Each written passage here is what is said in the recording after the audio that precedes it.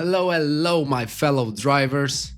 Today, I'm gonna show you what does it look like the first week being an absolute beginner in sim racing using a wheel.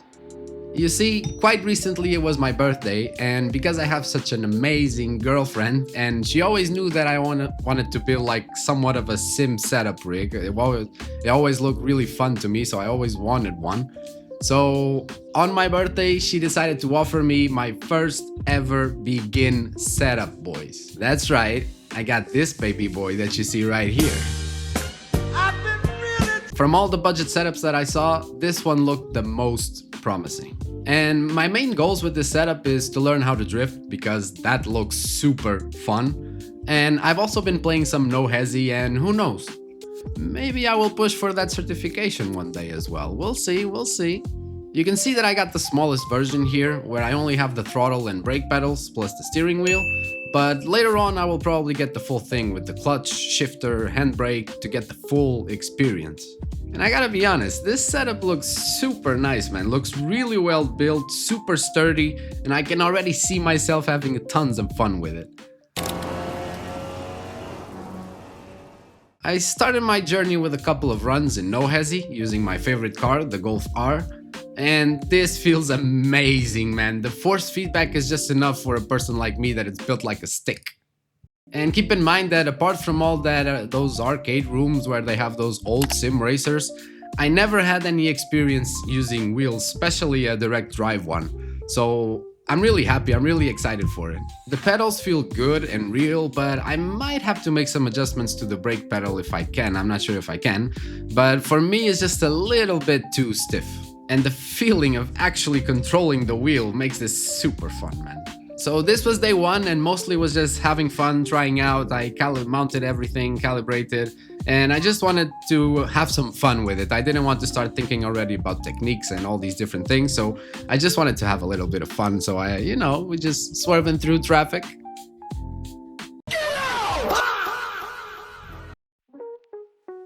So day two started, and I was really excited to start learning how to drift. I started learning by following the videos of Project X Motorsport, I think, and this guy is awesome. He really takes you step by step and gives you all the information that you need to start getting sideways, and alongside with also a couple of exercises that you can do every day. And for a complete noob like me, this is perfect. Also because I don't have a clutch pedal and a handbrake, so I wanted to start learning the correct way, where you only really need the throttle and steering. This must be easy. That's what I thought. I couldn't be more wrong.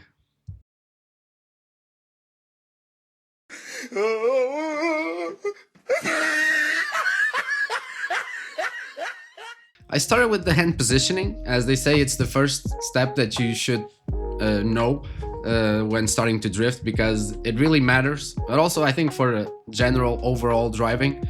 Because although it looks easy on video, when I took it to the track and I started practicing with Project X set, I really noticed that some habits from real life driving kick in, and I gotta revert those and adjust to the new ones. So it's all about practice and creating that muscle memory, as he speaks a lot, but it's actually true because some things kick in and you're not even thinking about it. So it's also good if you start reverting and adjusting to a good proper steering. So I started my training, and as a good student, I went on the donut, put it in neutral, and started practicing throttle control and throttle modulation.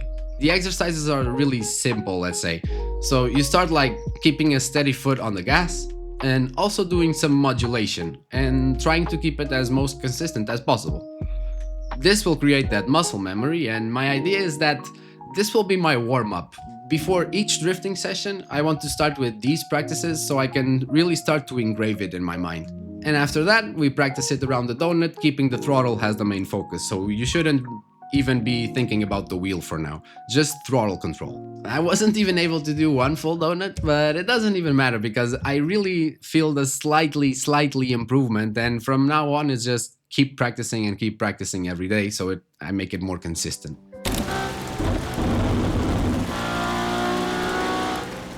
So the third day comes in and we start again with a couple of runs in No Hezi. And I gotta be honest, this was by far my worst day, and I couldn't even beat my PB, which is not that high to be honest. But it's still a lot of fun, man. And I don't want to have to think too much about different techniques and whatnot. So I really like just to go in the middle of the traffic and just swerve like chilling, let's say. Although it's high speed and it can be sometimes a little bit stressful, but it's not stressful in the bad way. So after my 50th crash, I turned off No Hesi and went straight back to training my drifts.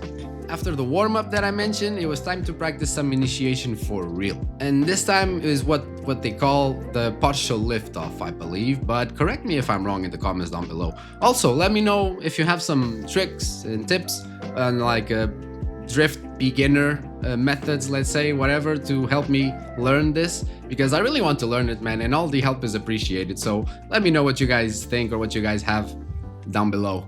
So for the partial liftoff, this consists in keeping the throttle steady while you're doing a turn, and when you hear the engine peaking and you're almost losing grip, really close to losing grip, you should lower the throttle a little bit and modulate it to a higher value that you were before. This is also added to my warm-up exercises, so also in neutral, as you can see in this case, you keep the throttle at 50, 60, then lower and ramp up to around 80. Doing this for a couple of times as well to develop that muscle memory to keep it all together. Then we apply it with the initiation, but this one is a little bit tricky as well because you need to practice your ear on when you should modulate, so it's all about the engine. When you hear the engine reaching its peak, there is a soft timing there that you need to hit, so it's also keep practicing so we can develop that ear set, I guess. And I was spinning and spinning and spinning until I accomplished the almost full donut.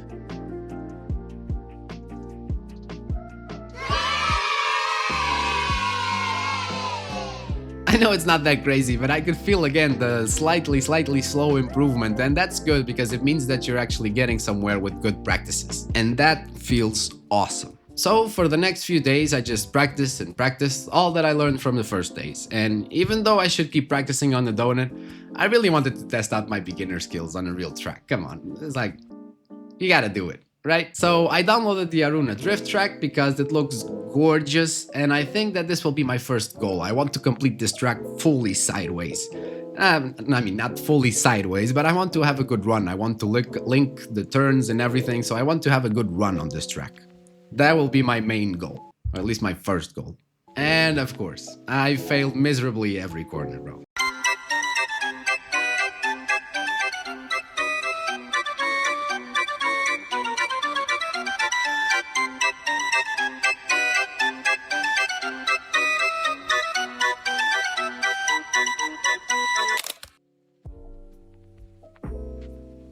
So last days of the week kick in and I'm back on the drift track again. I did some warm up on the sacred donut and went for a couple of tryouts around the track again.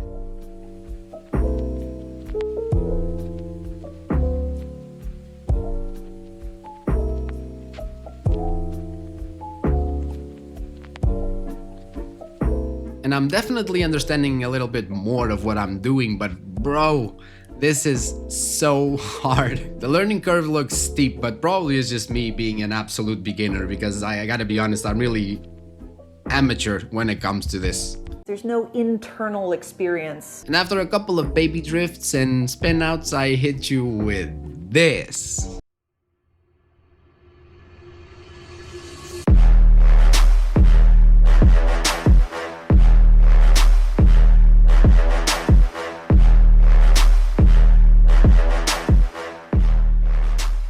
Fan-fucking-tastic drift that felt unbelievably good. Bro, it wasn't even that such of an amazing drift, but as a beginner and it was my first time succeeding, it felt so good, and I mean good. And in my opinion, I ended my first week using a sim wheel with a banger, bro. I'm loving my new toy and I can't wait to improve my drifting, bro, and I have to get that Aruna track one, bro. I gotta do it. And that was it, guys. I'm really happy with my overall progression so far. Although it doesn't look that much, I'm definitely improving slowly and that feels amazing. Anyhow, let me know what you guys thought, and if you have some tips or tricks for an absolute beginner like me, please let me know down in the comments. I would love to see it. Thank you so much for watching. Leave a like, and who knows, even subscribe with the little bell button and everything. Who knows? Who knows? I'll see y'all later.